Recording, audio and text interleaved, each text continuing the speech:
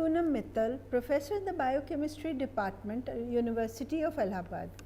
I will be presenting you with module number 14, Scientific Careers versus Good for Women Careers, Characteristics and Gender Issues. Of paper 12, Women's Science and Technology in the EPG Pathshala course in Women's Studies. In various modules of the course, you have been exposed to large amounts of data to show that scientific careers are a male domain. This has been termed as the gender gap and has been regarded as a source of resentment against men. This module will discuss the characteristics of careers in science and explore reasons why there are fewer women than men in the scientific workforce. It will trace the biological clock pressure and reproductive and child care responsibilities as the major reason for the leaky pipeline, followed by gender insensitive practices and sexist gender bias. Next.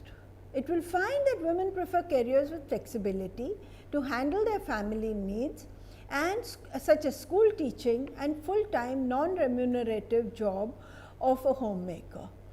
Characteristics of these good for women careers will be discussed, and questions raised why even though there are fewer men in these careers and yet there is no debate that men are discriminated against in these professions.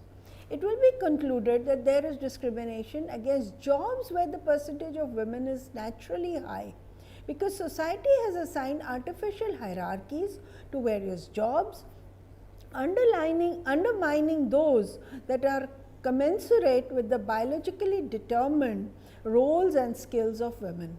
The discussion will highlight why gender studies should create social awareness about these issues and empower women through equal opportunity and social acceptance of true equality. Next. Now, I will just give you a short historical overview of women in science. Historically, scientific careers have been regarded as a male domain. Scientific revolution started with Copernicus in the 17th century through the 18th and 19th centuries, but women did not have access to higher institutions of learning and they stayed out of early developments in science. Next. Underrepresentation of women in scientific bodies is another very stark data. At the Académie des Sciences of Paris, it was founded in 1666, but it elected its first female member 3 centuries later in 1962. The Royal Society of London was founded in 1662, but elected its first female member in 1945. The first international forum for eminent women scientists, basically to unite them, this is known as the Third World Organization for Women in Science, and it was officially launched in 1993. The most famous inspirational women scientist I think is Marie Curie, who was born in 1867 and she was a Nobel Prize winner in 1963, in 1903 and in chemistry in 1911. She had to fight many prejudices to retain her lab. She was denied appointment in Krakow University in her native Poland, and basically it is attributed to the fact that she was a woman. The most cited cases of discrimination against women scientists, one of them is Jocelyn Bell Burnell. She discovered pulsars in 1967 while still a graduate student in radio astronomy at Cambridge University in England. Her supervisor got the Nobel Prize, she didn't. Esther Lederberg, she discovered the bacteriophage in 1951 with her then husband, Joshua Lederberg, but he got the Nobel Prize in 1958, she didn't. She faced significant challenges as a woman scientist in the 50s and the 60s.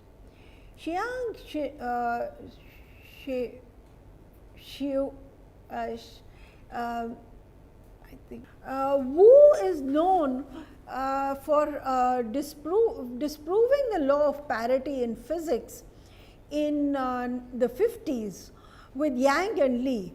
The duo Yang and Lee got the Nobel Prize in 1957, but she was left out. Another instance is Lise Meitner. She helped in discovery of nuclear fission, but with Otto Hahn got the Nobel Prize in 1944, she didn't. Rosalind Franklin, her X-ray diffraction images contributed to the discovery of the DNA structure. Watson and Crick and Williams got the Nobel Prize, but she didn't. Nettie Stevens helped in discovering the sex of an organism is dictated by the chromosome. But on her death from ovarian cancer, the male scientist who benefited from her work, instead of acknowledging her contribution, he said she didn't have a broad view of science. However, there are many other dimensions to these historical anecdotes. Normally, these are cited as cases of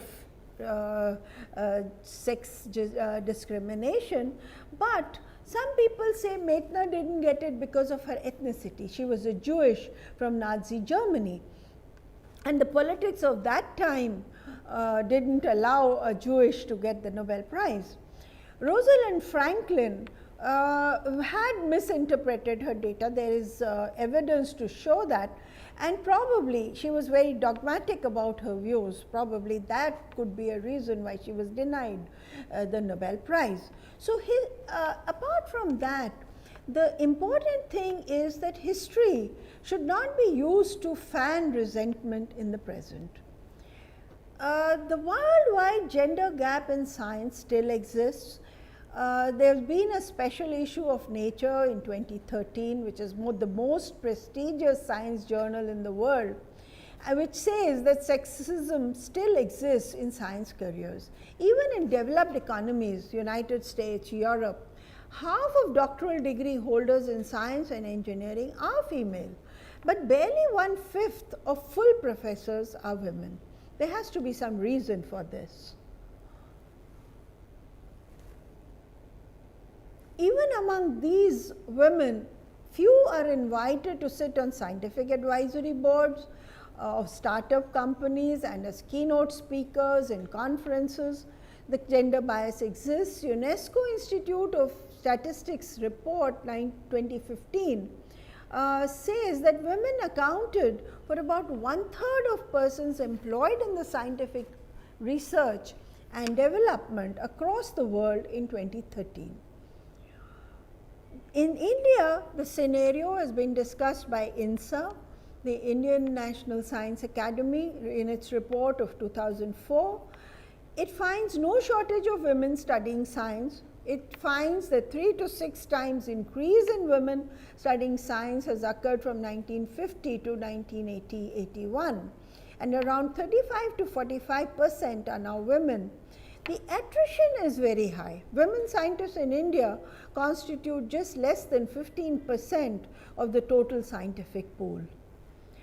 The Indian Academy of Sciences has just 46 women and 831 men fellows, which is just 5.25%. It's no better in the other two academies, the Indian National Science Academy and the National Academy of Sciences.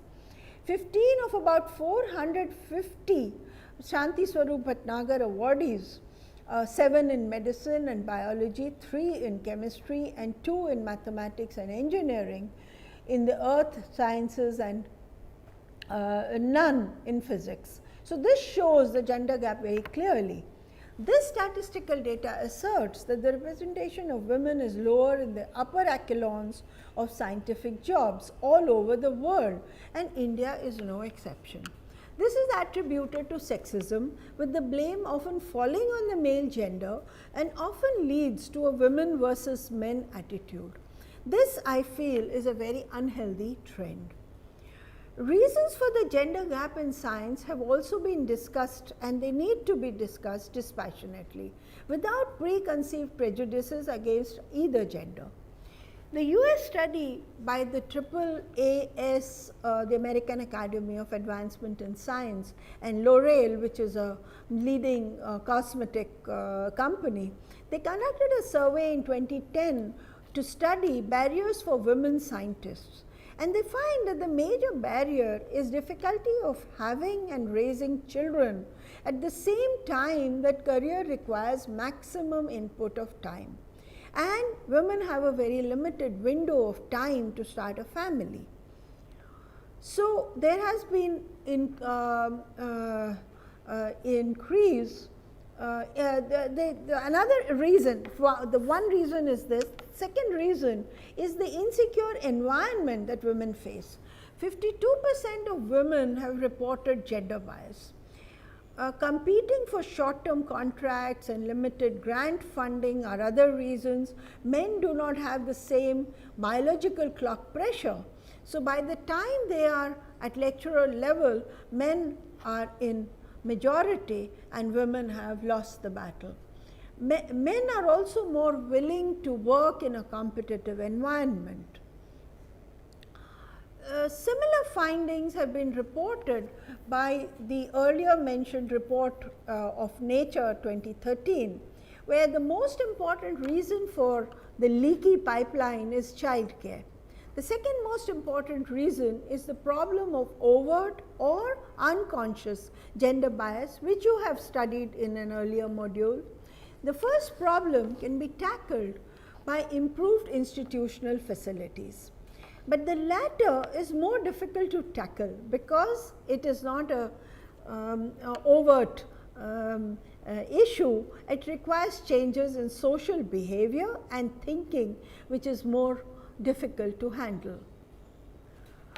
Sexist statements from reputed male scientists add to the resentment seen in women. As late as June 2015, there was an instance of overt gender bias from British biochemist and Nobel laureate Sir Tim Hunt. His wife is a reputed immunologist, and he in the World Conference on Science Journalists in Seoul, he said, next, "Let me tell you about my trouble with girls. 3 things happen when they are in the lab. You fall in love with them, they fall in love with you, and when you criticize them, they cry," adding that he was in favor of single-sex labs. What was different from earlier days was the furor that followed this statement, especially in social media. His response was that he had made the statements in jest. 8 Nobel laureates lent support to Hunt, who agreed with him that his statements were made in jest. Yet the episode led to his resignation from the University College London, even as his wife continued to stand by him. He has paid a high price for his irresponsible statement, and life for him and his wife changed dramatically after the episode.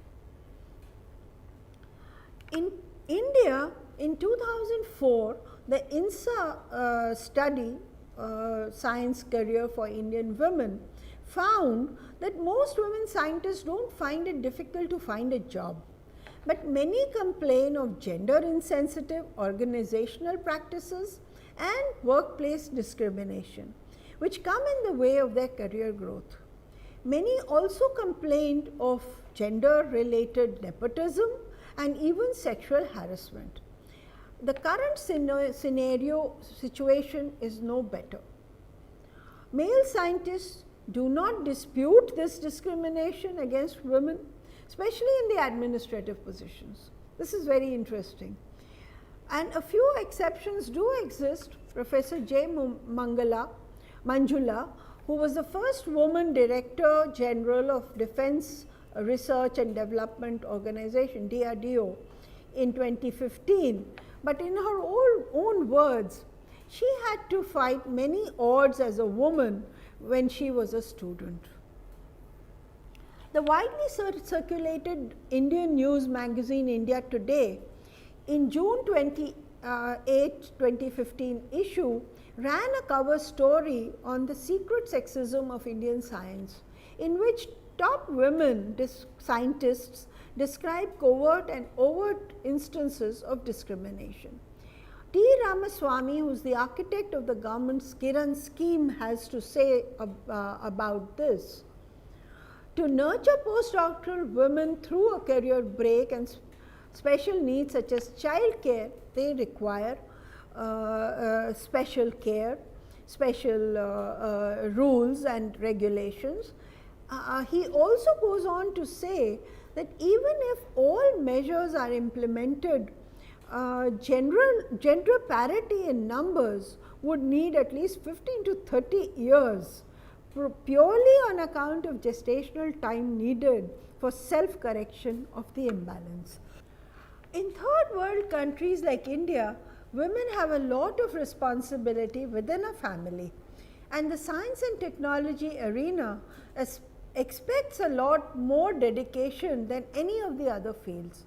Eventually, only those females who are highly motivated and have support from the family can make some mark.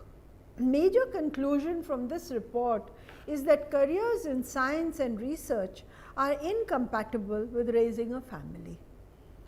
Now, why do gender issues in science merit discussion? Is science a superior discipline? What's the problem if there are less women in science? Here, science as a discipline is generally regarded as a male preserve, and the prevailing viewpoint is that men are inherently better in the skills required of a science career. Hence, the issue of discrimination against women in science has been a topic of importance in gender debates. Some reasons cited for studying science are an innate interest and ability for the subject, also that it is superior to other disciplines such as the humanities and commerce because better students opt for it. It leads to better employment opportunities, it fetches higher salaries, it is more male dominated. So, women who excel in it must be as good as or better than men. Now, need is to assess the issue from different perspectives. Do less women study science? When does the attrition occur, at the secondary or the tertiary levels or after they begin working? Is there a subject wise difference? Is there representation better in other jobs? The trend among women for studying science is on an increase the world over. Statistical data indicates that they are well represented in tertiary level courses. In India, the proportion of women pursuing science disciplines is fairly high. In 2014-15, nearly half of undergraduate science majors were women. However, there is a differential within the science subjects. Less women pursue engineering and technology, 28%, and within science, more women in female-friendly health sector subjects than in male-dominated areas such as chemistry, astronomy and physics has been reported.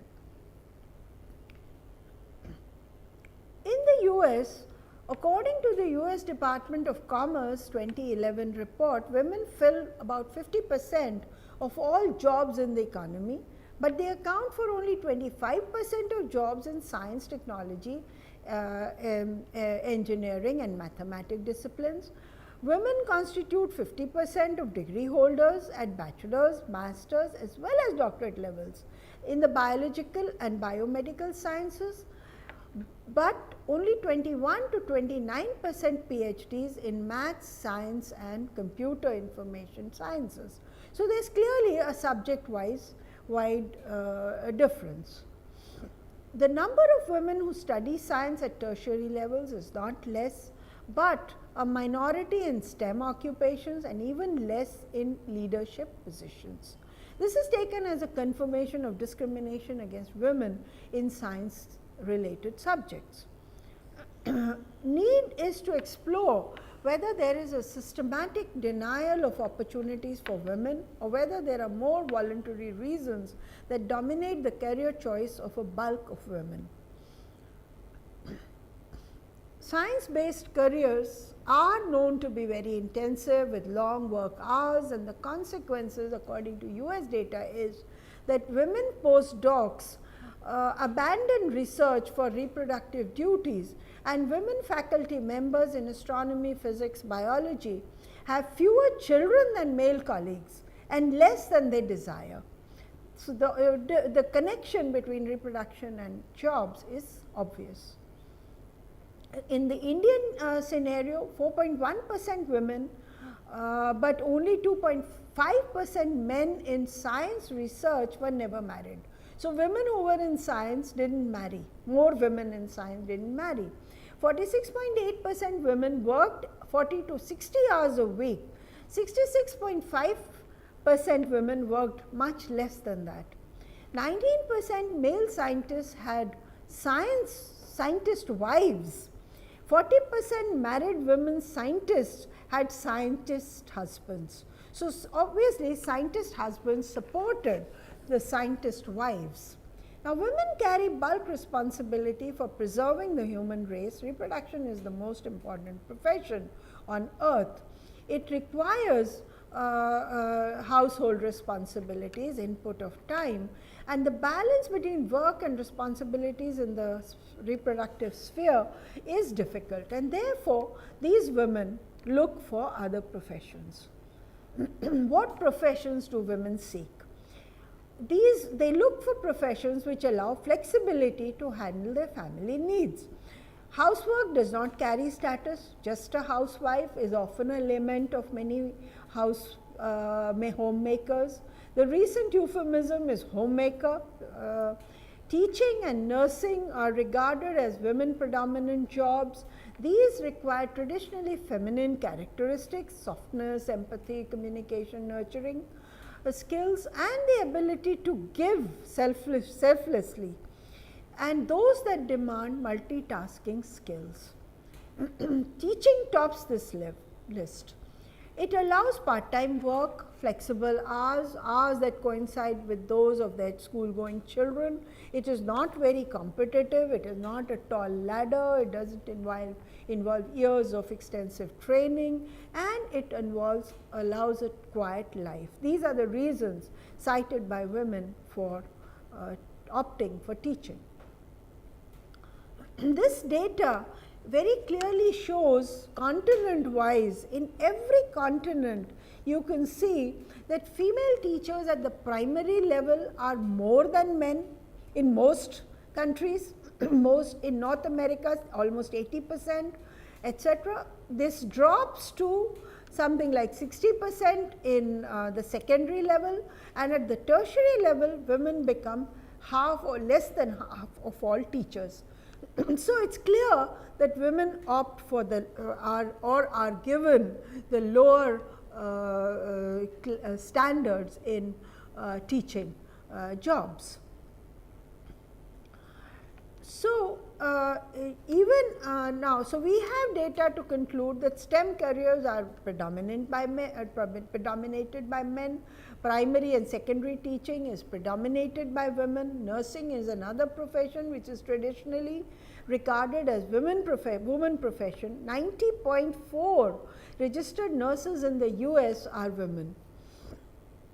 Now, household work, of course, everyone knows is primary responsibility of women in majority of households, and rearing one's child requires this. We have discussed in the earlier module, but it is never debated that there is discrimination against men in school teaching, primary school teaching where men are less than women, in nursing where men are just 10% of women, and in household jobs where men are maybe a few percent. So, now this is because these are noble professions. They don't enjoy high status, they don't enjoy high salaries. There is a lot of lip service, Graha Lakshmi, Guru, Florence Nightingale, but status is not given to these jobs, nor is their salary high enough to be a sought after profession. But do these jobs, next, do these jobs require less, are they less required for mankind? I don't think so. We can, next. So, because of this gender difference, there has been a lot of talk of empowerment of women. Now, desirable empowerment of women is by improving their skills and ensuring equal opportunity, which is desirable, but undesirable empowerment is through reservations, and these are not fair and just to all. So, these are faulty notions that power is exercised in a manner that benefits the specific group for the occupant of the power position belongs. The importance of equal opportunity needs to be highlighted. Now, do all women want to don the garb of men in the name of equality? No. So, what does society require? Society requires all types of skills for a harmonious world. It requires what we have seen so far is that society has assigned artificial hierarchies to various jobs. The importance of those skills and jobs that come naturally to women or are in congruence with the biological exigencies are generally undermined, and this is not desirable. Biological differences between men and women are real, but it does not naturally follow that treatment should be different too. The ultimate goal of an equitous society should be to ensure equal opportunity to both genders and equal respect for all jobs, which are essential for harmony, progress and survival of the human species on earth. Gender studies should address the question of discrimination against the jobs where the percentage of women is naturally high, such as household work, teaching, nursing. Gender studies should seek ways to empower women through equal opportunity, and gender studies should strive for social acceptance of true equality in mind and in spirit. I would like to conclude by Bertrand Russell, who it is indirectly relevant to what we have been saying. Women are at the lowest end of the hierarchy because they work with their hands. So, he says, in all societies across time and space, one trend seems to be prevalent. People who manipulate objects, that is work with their hands, are at the lowest end of the hierarchy. In the middle are people who manipulate ideas, that is thinkers and writers. At the top of the hierarchy are those who manipulate people. Now, it is for us to decide what kind of society we would like to move towards. Thank you.